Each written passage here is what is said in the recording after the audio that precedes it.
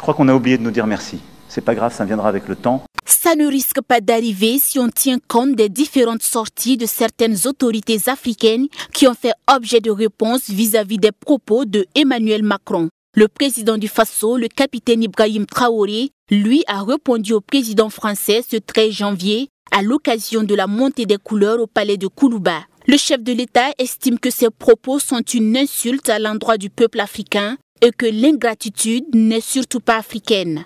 Mais s'il y a bien un ingrat, c'est bien lui. Je pense que s'il n'est pas athée et qu'il prie, à chaque matin qu'il se réveille et qu'il prie, il devrait aussi prier les Africains. Parce que c'est grâce à nos ancêtres qu'il existe aujourd'hui une France. Il devra nous prier. À ses yeux, nous ne devons pas être des humains, nous sommes plus que des humains. Ce sont des messages très forts qu'il passe. Moi, je pleure le peuple français.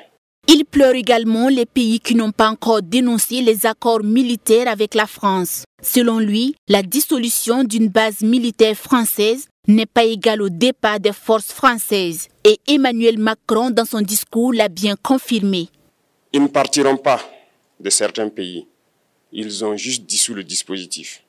Vous ne les verrez plus dans des bases. Mais dans les ambassades, ils seront là.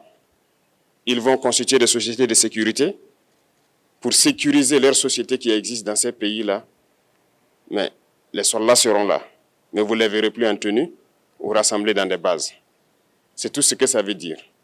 Ils vont se réorganiser, mais seront là.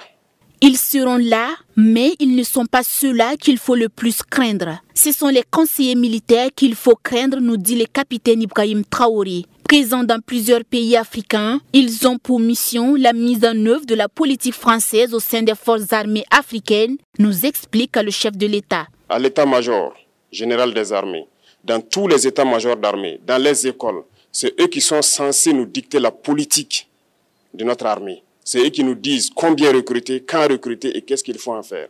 Ils sont dans les écoles pour nous dire comment il faut les former et ainsi de suite. Tant que ces conseillers militaires sont là, vous n'êtes pas indépendant. Votre armée aura juste l'apparence d'une armée qui sera là en train de faire des parades, du cirque. Mais lorsque viendra la guerre, vous vous rendrez compte que la parade, c'est une chose, mais la guerre, c'est une autre chose.